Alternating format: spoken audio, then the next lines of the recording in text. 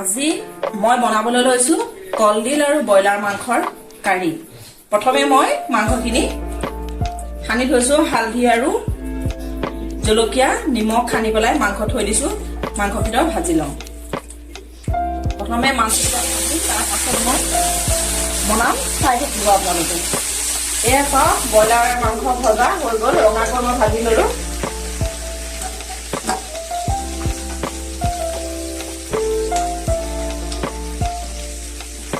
এতিয়া চাওক এয়া মই গৰম তেলত প্ৰথমে পিঁয়াজ কেইডোখৰ অকণমান ৰঙা কৰি ল'ম।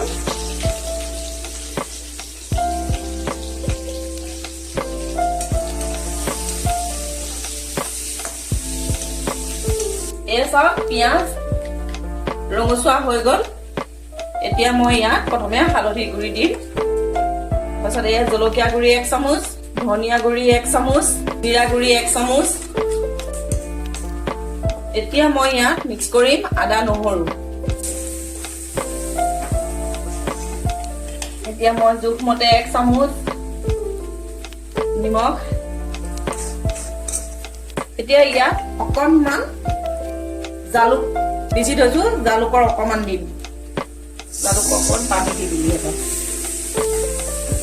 জালুক দিলে তাৰ অকণ সোৱাদটো অলপ বেলেগ হয়তো, ভাল লাগে আৰু।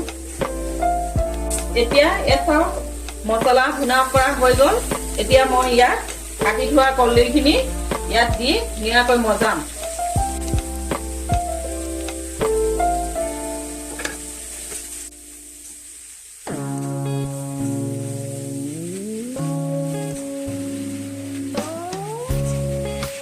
এতিয়া মই কলডিলখিনি কম জুইত অকণমান সিজিবলৈ দিম আৰু ইয়াক এটা ঢাকন লগাই দিম।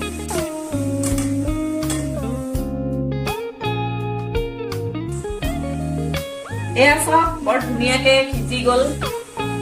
কলডিল ধুনীয়াকৈ সিজিলে। এতিয়া মছলা দিয়া মাংসখিনি মিক্স কৰি দিওঁ।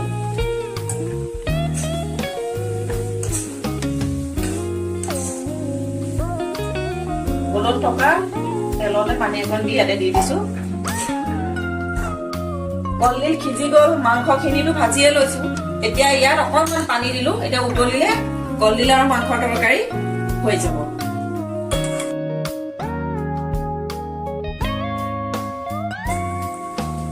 এয়া চাওক কলডিল আৰু ব্ৰইলাৰ মাংস বনোৱা হৈ গ'ল। এতিয়া গেছটো অফ কৰি দিওঁ। নমস্কাৰ, মই আজি আপোনালোকলৈ আগবঢ়ালো এটা নতুন ৰেচিপি ব্ৰইলাৰ আৰু কলডিলৰ কাৰি।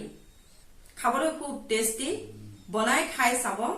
আৰু যদি মোৰ এই ৰেচিপিটো আপোনালোকৰ পচন্দৰ হয় তেন্তে মোৰ চেনেলটোত ছাবস্ক্ৰাইব কৰিব আৰু মোৰ ভিডিঅ'টোত এটা লাইক কৰিবলৈ নাপাহৰিব।